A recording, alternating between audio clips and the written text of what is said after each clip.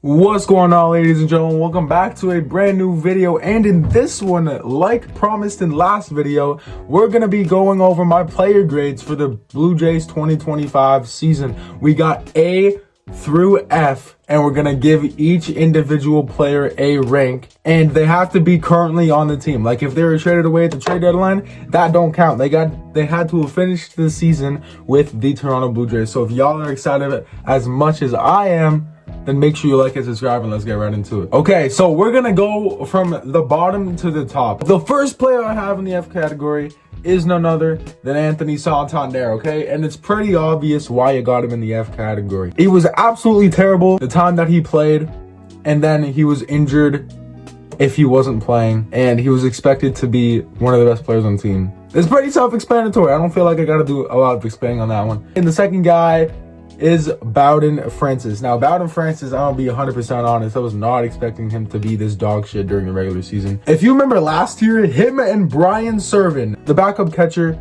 in the 2024 season, they were like the ultimate duo. Every time those two would catch and pitch together, he would almost throw a no-hitter every single time. This season, he was really bad if he pitched, and same thing with Anthony Santander. He was injured for the rest of the season. So for those reasons, those are the guys I got in F. Okay, so now let's move on to the D category, and obviously D is better than F. These guys were slightly better than the two put in F. The first guy in D is Nick Sandlin. I actually have him at a D+.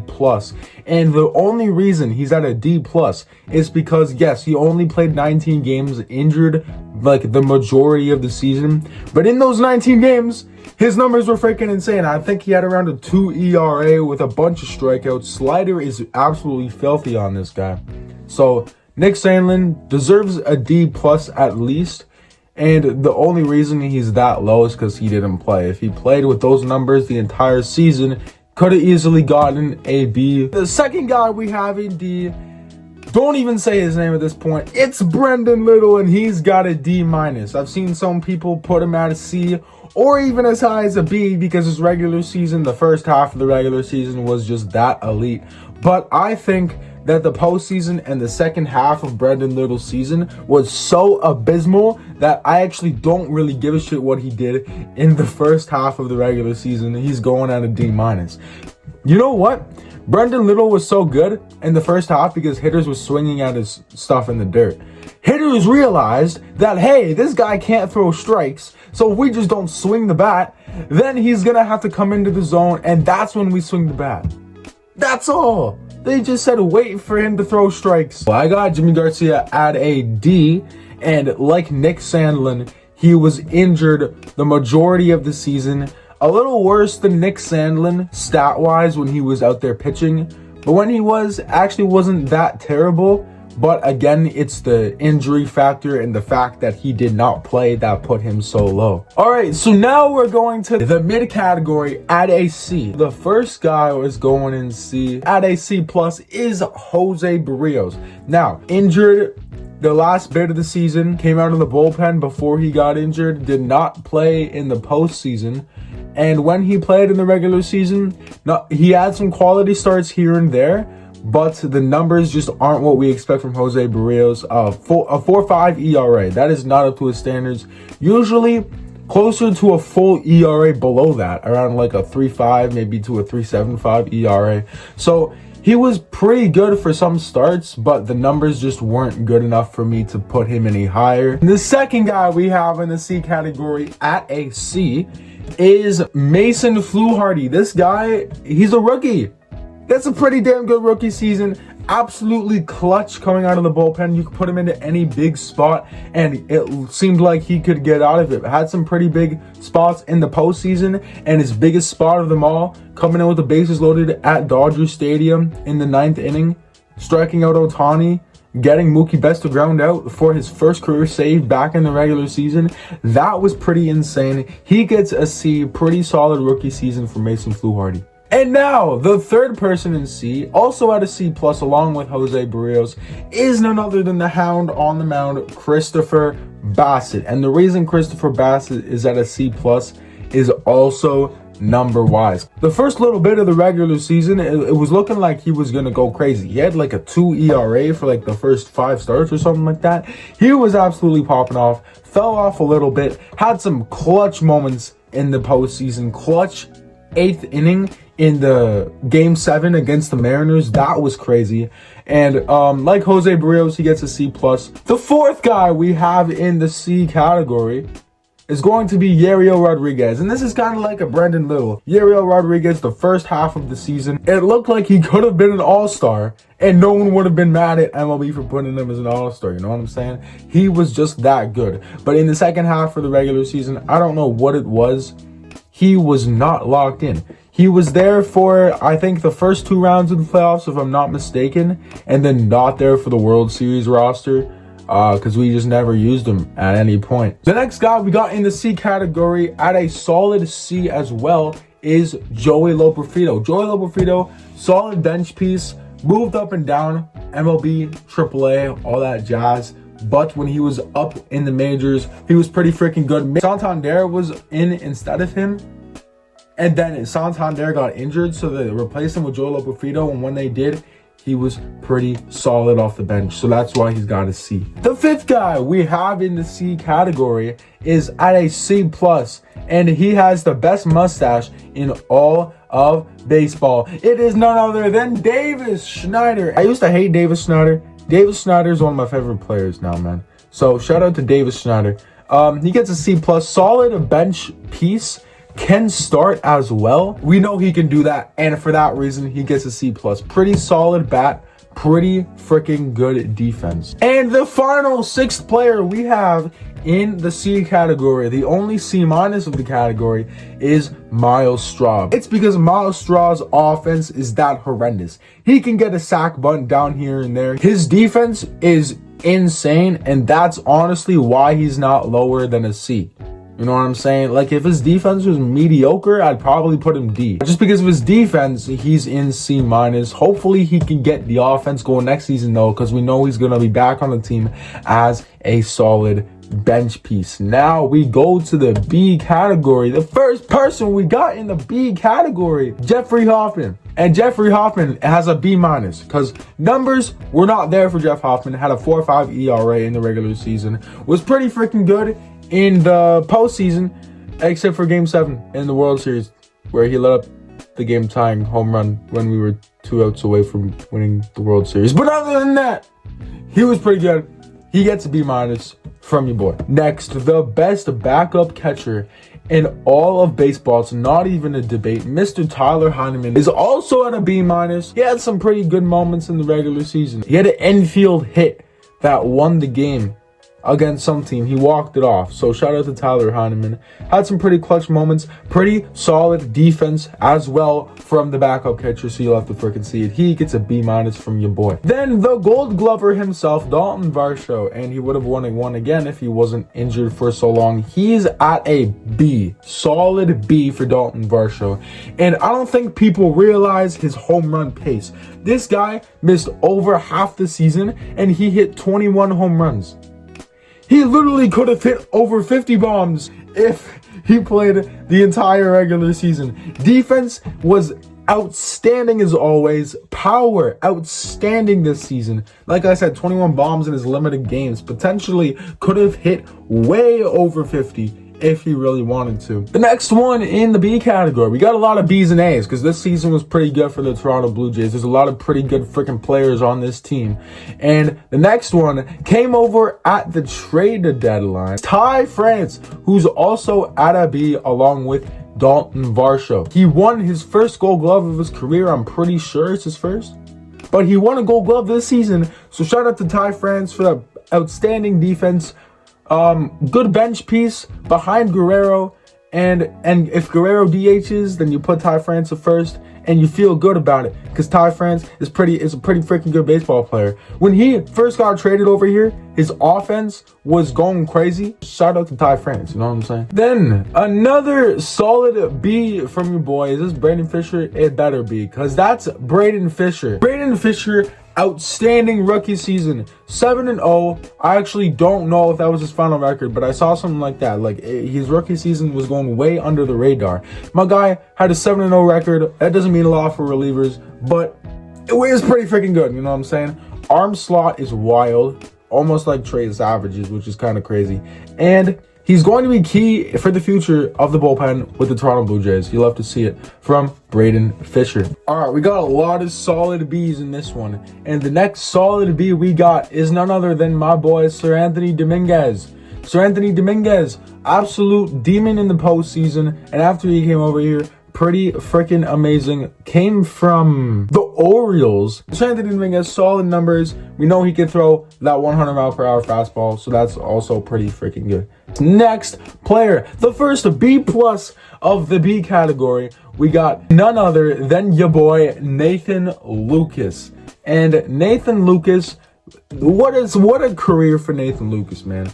Like I think he has the most at-bats in the minor leagues from a Blue Jay in like ever, I'm pretty sure. And for him to come up last season and get a little bit of playing time because we were bad. We were so bad. But luckily, maybe it was a good thing for Nathan Lukes that we were bad so we could get some playing time in.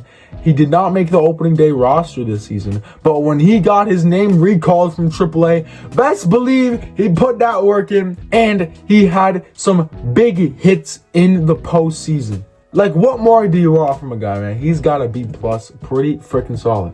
Next player at a B-, we got none other than Agent Zero, Andres Gimenez. Again, kind of like Miles Straw in the C category, his defense carries. The first week, we were batting Andres Gimenez cleanup because no one could hit the ball on our team except for him. But after that, reality kind of set in, and his offense kind of went down a little bit. But if we can have that Gold Glove defense at second base or shortstop, depending on whatever he plays, we feel tremendous about it because he's a tremendous fielder, and that's why he's at a B-. All right, one of the last guys we got for the B category. Once again, another solid B from your boy.